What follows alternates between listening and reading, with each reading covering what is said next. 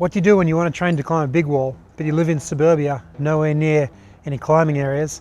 It's been snowing out. Well, today I want to show you guys a technique that I'm using in my backyard to climb a free hanging rope that's up in a tree so I can get back in shape and practice some of my techniques before I get out to El Cap. Okay, stay tuned.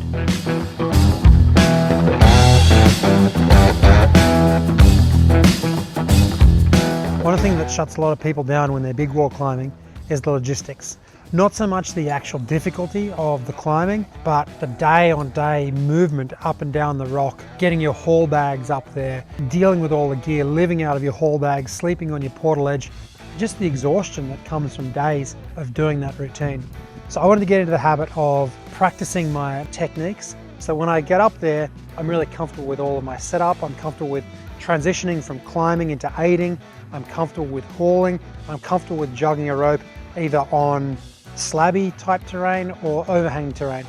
So I've got set up here this rope. It's going to be simulating an overhanging terrain that I'm jogging up, and I'm going to go up and down this rope. I can also set up a haul from the top as well. So that's what I'm going to be practicing today. I've got this string. It's just cordelette type cord. To get this up there, I wrapped this around a rock and put gaffer tape around it to hold it in place, and I threw it up and over the top of that branch there, and that got my string in place. And normally I just leave this string here when I'm not climbing so that my climbing rope isn't sitting out and in the elements of the sun and the rain and the snow. And then when I want to climb, it's really easy just to get it up there and get ready to climb. Okay, so let's connect this and I'll start getting climbing up this rope. Okay, to set this up, I've got my tag line with a carabiner. I've got my climbing rope here. I can just tie a figure 8 on the bight onto here and then clip this to my tag line. And then I can pull this all the way up and over. At the top, I've used a piece of that plastic sign, kind of like what you might see out the front of someone's house if they've got a gardener or someone fixing their roof. I've got that just to protect the tree, but also to make my line run more smoothly over the top. So that's going to go all the way over the top and come back down to me. And then from here, I can either take my tag line off, but I find it's best if you just leave the tag line on so that you can pull the system back down when you're finished. Put that through there on a screw gate, screw that up. And then if I pull the climbing rope side now, it's going to go back up, and that's just going to come tight up against the tree branch at the top. Okay, that is now tight and ready for me to climb. I just get my tag line and I move that out of the way so it doesn't get all tangled around what I'm doing. And now this rope's ready to climb. So the first method I'm going to use is called the Texas method. And for this method, you're going to need 2 ascenders. You're going to need a daisy chain, and you need a ladder style aider, and you need a sling that you're going to use as a personal anchor. So you're going to put your first ascender that's connected to your daisy chain on the top. That's going to go up there. Before I connect that, I want to show you. I've read in books, they say it should be almost up at full arm's reach. I find a little bit less than that is good because you're going to be leaning back, and so your full arm's reach when you're standing upright is a lot more than your full arm's reach when you're leaning back. So I find generally about at your head height. The top of my head is where the top of my ascender is there. That seems to work well for me. You could maybe go 1 notch higher, but I wouldn't go too much higher than that.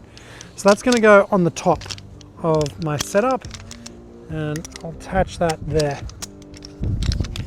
And underneath that, I've got my other ascender, and it's connected to my ladder, and I'm going to clip this into my harness as my backup. So I've now got 2 points of contact. I've got my primary that I'm going to be sitting on is my top ascender, and my bottom ascender is locked into me as well, just as my backup, so I've got that redundancy. Okay, and then to climb up, I put my feet into my ladder. I find about the 3rd rung down works well. I can just take the tension out of that to start with, and I can push this up as high as I can go, and then I sit down onto my harness and I can hang there.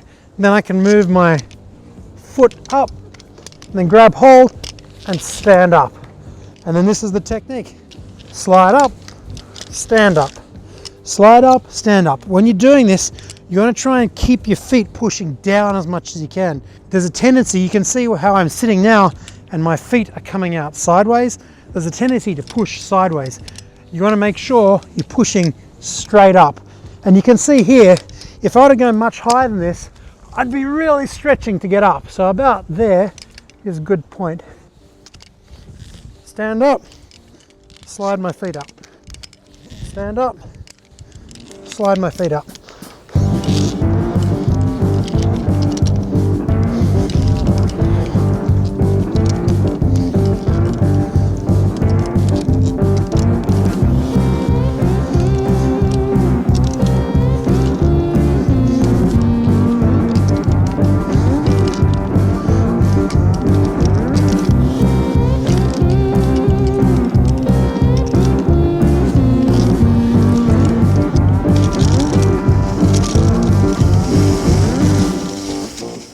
For the Texas method, you can either push with both legs, more like a frog style, with both feet in the stirrup, or you can just have one foot in and push off that one leg. I find having one leg in means it's a little bit easier in the sense of your body position because you can counterbalance with one leg out, but then it does work that one leg more.